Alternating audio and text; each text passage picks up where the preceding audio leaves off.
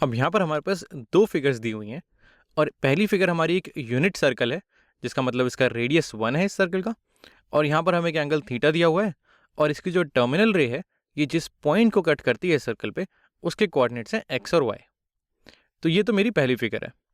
दूसरी फिगर में अगर मैं देखूँ तो वहाँ पर भी मुझे एक एंगल थीटा नज़र आ रहा है, यानी कि ये थीटा और ये दोनों बराबर हैं।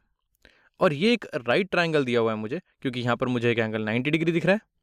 इस राइट ट्राइंगल में मुझे एक एंगल थीटा दिया हुआ है और इसकी साइड्स मेरी सारी दी हुई हैं। एक साइड है के, एक है एम और एक है जे। और मुझे दिए हुए हैं तीन रेशियोज, एक है साइन ऑफ एंगल एम के जे, एक है कॉस ऑफ एंगल एम के जे और एक है टैन ऑफ एंगल एम के जे। तो एंगल एम के जे, मेरा एंगल एम के जे, ये तो एंगल मेरा थीटा के बराबर है। और मुझे क्या करना है, मुझे ये जो राइट हैंड साइड में ये जो रेशियोज दिए हुए हैं इनमें से कौन से रेशियोज इसके साइन के बराबर हैं वो पता लगाने हैं और कौन से कॉस और टैन के बराबर हैं ये पता लगाने हैं। तो मैं चाहूँगा एक बार तुम वीडियो पॉज करके इन रेशियोज में से पता लगाने की कोशिश करो कि कौन से रेशियोज इन ट्रिग्नोमेट्रिक रेशियोज से मैच करते हैं। तो अगर तुमने इसे सॉल्व करने की कोशिश की होगी तो तुम्हें समझ आ रहा होगा कि यहाँ पर हम करना क्या चाह रहे हैं। हमारे पास दो डेफिनेशंस हैं साइन, कॉस और टैन की। एक हमारी है पुरानी वाली डेफिनेशन जिसको हम राइट एंगल ट्राइंगल के हिसाब से देखते हैं, और एक है हमारी ये नई डेफिनेशन जिसको हम यूनिट सर्कल के हिसाब से देखते हैं। हम चाह रहे हैं ये समझना कि जो हमारी ये जो नई डेफिनेशन है यूनिट सर्कल की, ये पुरानी वाली की ही एक्सटेंशन है, यानी कि इसी से बनकर ये नई वाली डेफिनेशन आई है। तो चलो इसे सॉल्व करने की कोशिश करते हैं। सबसे पहले तो मैं ये देखना चाहूँगा कि जो एंगल मेरा एम के जे है ये थीटा के बराबर है, यानी कि अगर मुझे साइन ऑफ एंगल एम के जे चाहिए तो इसका मतलब मुझे साइन ऑफ थीटा चाहिए। वैसे ही अगर मुझे कॉस ऑफ एंगल एम के जे चाहिए इसका मतलब मुझे कॉस ऑफ थीटा चाहिए। और वैसे ही अगर मुझे टैन ऑफ एंगल एम के जे चाहिए इसका मतलब मुझे टैन ऑफ थीटा चाहिए। तो जब मुझे ये बात समझ में आ गई है तो मैं एक एक करके इन रेशियोज को देखता हूँ और पता लगाने की कोशिश करता हूँ कि कौन सा साइन है, टैन या कॉस है। तो सबसे पहले मैं देखूँ ये मेरा x/1 दिया हुआ है, तो x कहाँ पर है? x मेरा यहाँ पर है। ये इस फिगर में इस पॉइंट का x कोऑर्डिनेट है, यानी कि x की वैल्यू ये है, ये मेरा x है। और ये 1 क्या है? वेल ये मेरा यूनिट सर्कल है, इसका मतलब जिसका रेडियस है वो 1 के बराबर है। और इस ट्राइंगल में इस हाइपोटेन्यूज की वैल्यू ये रेडियस के बराबर है, तो मैं बोल सकता हूँ कि यहाँ पर 1 यहाँ पर है, ये 1 इसकी हाइपोटेन्यूज है। तो अगर मैं इस ट्राइंगल में इस थीटा से बात करूँ तो इसके लिए ये जो x है ये इसकी एडजेसेंट साइड है और जो इसका 1 है ये हाइपोटेन्यूज है। इसका मतलब मैं एडजेसेंट साइड अपॉन हाइपोटेन्यूज की बात कर रहा हूँ, और एडजेसेंट अपॉन हाइपोटेन्यूज ये होता है मेरा कॉस, यानी कि x/1 ये है मेरा कॉस ऑफ थीटा। तो मैं बोल सकता हूँ कि जो मेरा कॉस ऑफ एंगल एम के जे है जो कि कॉस थीटा के बराबर है, ये x/1 के बराबर भी है। चलो अगला देखते हैं, ये है मेरा y/1। अब y कहाँ पर है? y भी उसी फिगर में है। y इस पॉइंट का y कोऑर्डिनेट है, तो यहाँ पर y की वैल्यू मेरी ये हो जाएगी। इस ट्राइंगल में ये वाली लेंथ मेरी y के बराबर है। और अगर मैं इस थीटा से फिर से बात करूँ तो इस थीटा के हिसाब से ये y इसकी ऑपोजिट साइड है, और y/1 तो ये हो जाएगा मेरा ऑपोजिट साइड अपॉन हाइपोटेन्यूज, और ऑपोजिट अपॉन हाइपोटेन्यूज ये होता है मेरा साइन थीटा, यानी कि y/1 ये हो जाएगा मेरा साइन ऑफ थीटा।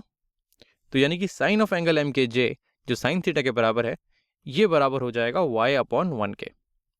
और यही चीज़ अगर मैं इसके यूनिट सर्कल डेफिनेशन के हिसाब से देखता तो वो कहती है कि अगर मुझे इस एंगल का साइन या कॉस चाहिए तो मुझे इस पॉइंट के कोऑर्डिनेट्स देखने हैं, यानी कि जहाँ टर्मिनल रे इस यूनिट सर्कल को कट कर रही है उसका जो एक्स कोऑर्डिनेट है ये हो जाता है मेरा कॉस थीटा, ये हो जाता है मेरा कॉस थीटा। तो यानी कि इस पॉइंट को मैं लिख सकता हूँ कॉस थीटा कॉमा, और ये जो इसका वाई कोऑर्डिनेट है ये हो जाता है साइन थीटा, तो इसको मैं लिख सकता हूँ साइन थीटा।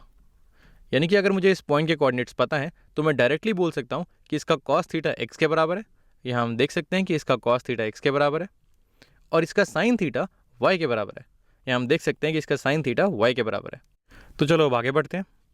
अब है हमारे पास x/y, तो x है मेरा कॉस थीटा और y है मेरा साइन थीटा। तो यानी कि ये दिया हुआ है x/y दिया हुआ है मेरा cos theta upon sine theta, upon sine theta. But cos upon sine ये तो कॉट थीटा के बराबर होता है, और कॉट थीटा तो हमसे पूछा ही नहीं है, हमसे पूछा है साइन, कॉस और टैन। तो ये x/y इन तीनों में कहीं पर भी फिट नहीं होगा, तो यहाँ पर मैं इस x अपॉन वाई को यहाँ से हटा देता हूँ, ये इन तीनों में से कहीं पर भी फिट नहीं होगा। अगर मैं अगला देखूँ तो ये है y अपॉन एक्स। अब y ये है मेरा साइन थीटा, तो यहाँ मैं लिखता हूँ ये है मेरा साइन थीटा, और जो x है ये है मेरा कॉस थीटा, तो यहाँ मैं लिखता हूँ कॉस थीटा। और साइन अपॉन कॉस ये तो टैन थीटा के बराबर होता है, तो यानी कि टैन ऑफ एंगल एम के जे जो कि टैन थीटा के बराबर है, ये बराबर हो जाएगा मेरे y अपॉन एक्स के। तो यहाँ पर हमने एक एक बार साइन कॉस और टैन तो निकाल लिए। तो चलो अब आगे बढ़ते हैं। अब है हमारे पास j अपॉन के, और j और k के लिए हमें इस फिगर में देखना पड़ेगा।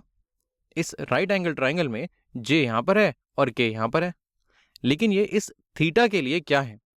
अगर मैं देखूँ तो इस थीटा के लिए j मेरी एक एडजेसेंट साइड है, तो यहाँ मैं लिख सकता हूँ j मेरी एक एडजेसेंट साइड है।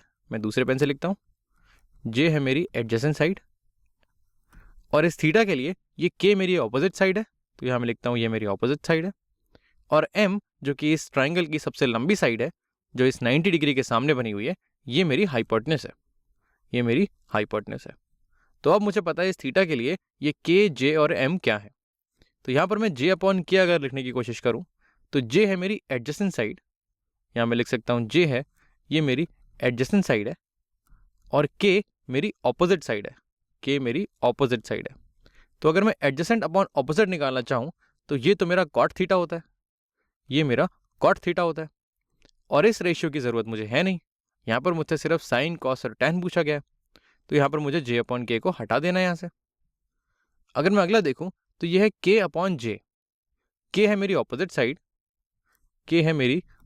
साइड, और j है मेरी एडजेसेंट साइड। तो ऑपोजिट अपॉन एडजेसेंट ये तो टैन थीटा के बराबर होता है, तो यानी कि टैन थीटा के लिए मुझे एक और रेशियो मिल गया। एक y अपॉन एक्स की वैल्यू टैन थीटा के बराबर तो थी ही, k अपॉन जे की वैल्यू भी टैन थीटा के बराबर है।